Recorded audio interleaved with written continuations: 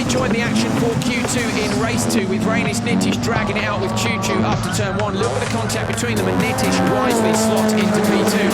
Choo Choo moving across to cover the inside. Nitish tried to go around the outside but then got a bit lucky when Choo Choo goes just the tiniest bit deep. And the Latvian didn't need asking twice.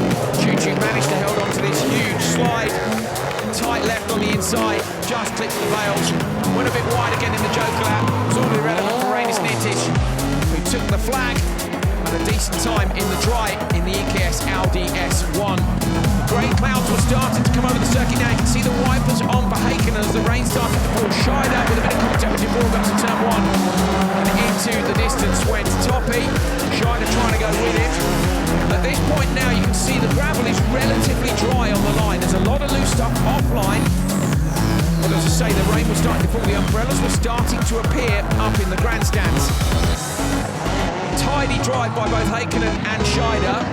And the cars lining up in the background, all starting to hit those wiper switches. Up towards turn 1 and now the car is starting. Kevin round the outside, Ericsson with a huge save. Not quite like Buxton last year going into the lead, but managing to hold on to his position. Behind him, Manis and Wilkes.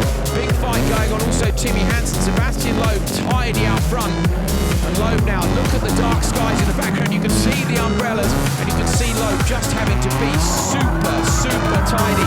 Feathers the throttle, makes the most of it. But these guys were starting to tumble down the timesheets. And now it was pouring with rain. Turn 1, Baccarin tries to cut across from the outside. Contact with Solberg and bang!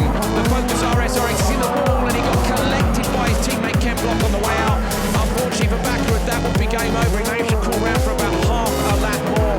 Solberg, look how sideways he is. Wonderful car control. On board with Baccarin for a replay. He's in the wall. At this point then, he gets collected by Ken. And there's nothing that Ken Block could have done about that. Really unfortunate for Andreas Baccarin. Ekstrom right up behind Solberg. Look at this. Solberg just offline.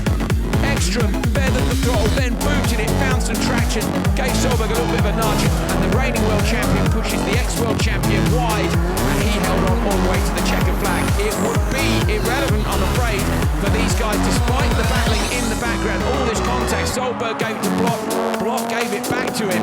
By now, we could already see from our predictors on the timing screens that they were a long way off the pace. Ekstrom managed to take the win, salvage what he could from the situation, but Hakkinen and Scheider were the fastest in Q2. And you can see there, that puts them right up to the top of the standings. So having had a pretty good Q1, they end up P1 and P2 overnight. Christopherson, both the Hansens, Debord, Globe and Manis were the top 8 after Q2. Ken Block drops to 9th thanks to that wet race.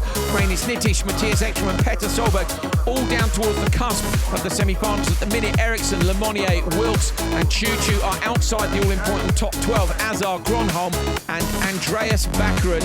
That shocker going out in turn 1 and Timothy Maziano with a DNS. What's going to happen tomorrow?